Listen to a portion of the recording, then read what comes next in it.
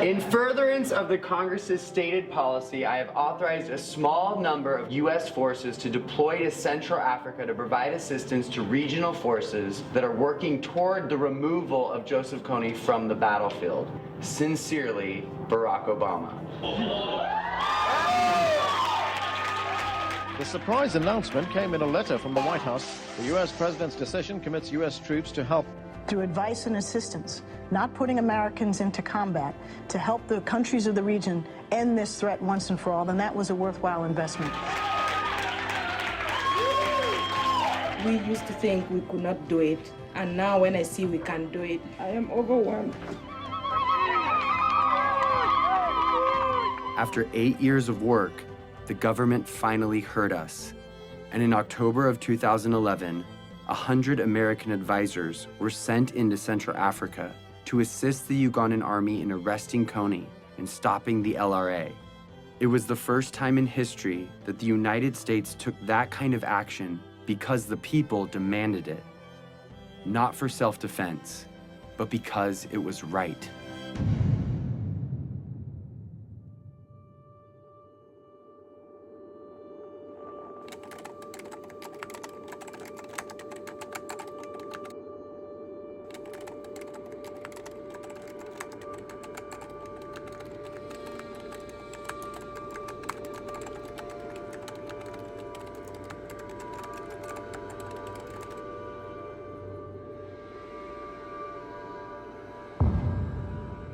We've come so far, but Kony is still out there. He's recently changed his tactics, making it even more difficult to capture him. And international support could be removed at any time. If we take the pressure off, if we're not successful, he is going to be growing his numbers. People forget. And you got to remind them, and it takes numbers to remind them. And if interest wanes, then it'll go away. And I'd end up standing out there alone trying to do something to support completing the mission. It's got to be 2012. It's not bad for the youth, it's bad for the world if we fail. It's not important just for Ugandan people, it's important for everyone. It's hard to look back on some parts of human history, because when we heard about injustice, we cared, but we didn't know what to do. Too often, we did nothing. But if we're going to change that, we have to start somewhere. So we're starting here with Joseph Kony, because now we know what to do. Here it is. Ready? In order for Kony to be arrested this year, the Ugandan military has to find him. In order to find him, they need the technology and training to track him in the vast jungle. That's where the American advisors come in. But in order for the American advisors to be there, the US government has to deploy them. They've done that, but if the government doesn't believe the people care about arresting Kony, the mission will be canceled. In order for the people to care, they have to know. And they will only know if Kony's name is everywhere.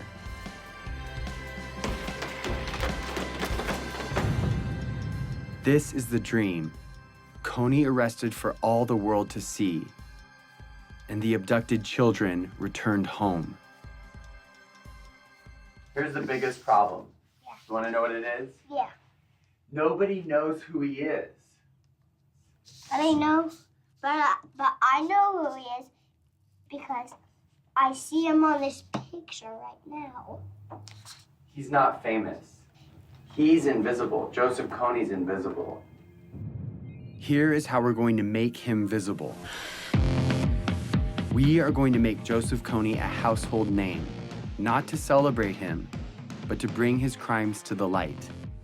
And we are starting this year, 2012. We are targeting 20 culture makers and 12 policymakers to use their power for good. Let's start with the 20 culture makers. Celebrities, athletes, and billionaires have a loud voice, and what they talk about spreads instantly. I'd like indicted war criminals to enjoy the same level of celebrity as me. That seems fair. That's our objective, is to just shine a light on it. If our goal is to get Kony's name known, the known should join us. We are targeting 20 of the most diverse and influential culture makers to speak out about Kony and make him famous. Oprah, Mark Zuckerberg, Ryan Seacrest, Bono.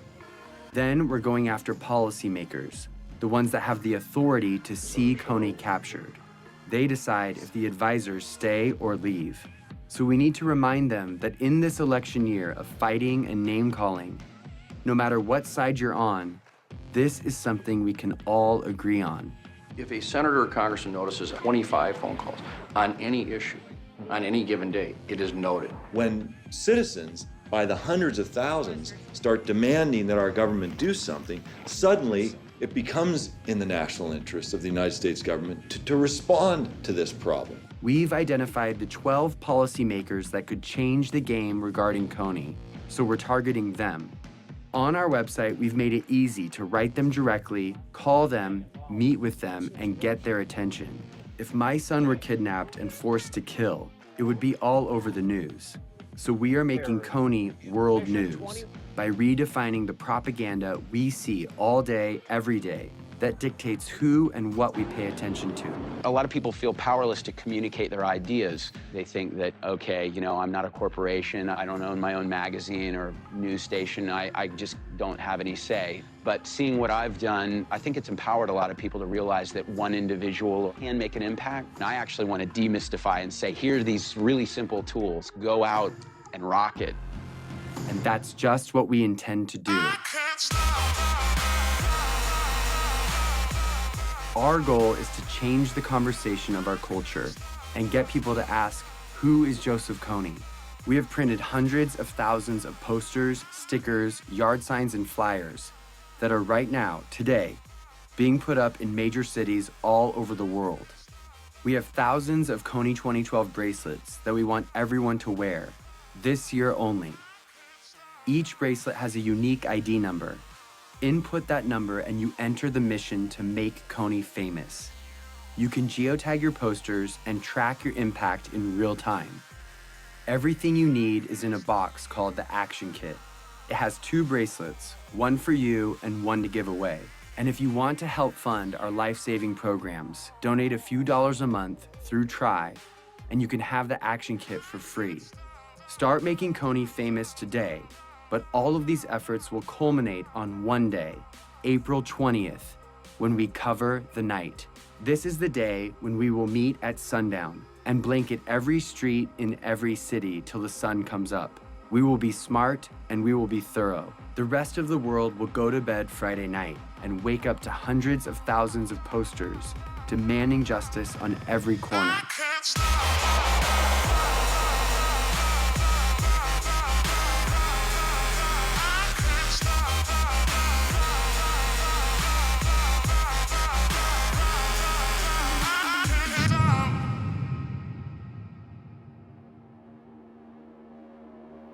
It's always been that the decisions made by the few, with the money and the power, dictated the priorities of their government and the stories in the media. They determine the lives and the opportunities of their citizens. But now there is something bigger than that. The people of the world see each other and can protect each other. It's turning the system upside down, and it changes everything. We are living in a new world, Facebook world, in which 750 million people share ideas, not thinking in borders. It's a global community bigger than US. Joseph Kony was committing crimes for 20 years, and no one cared. We care.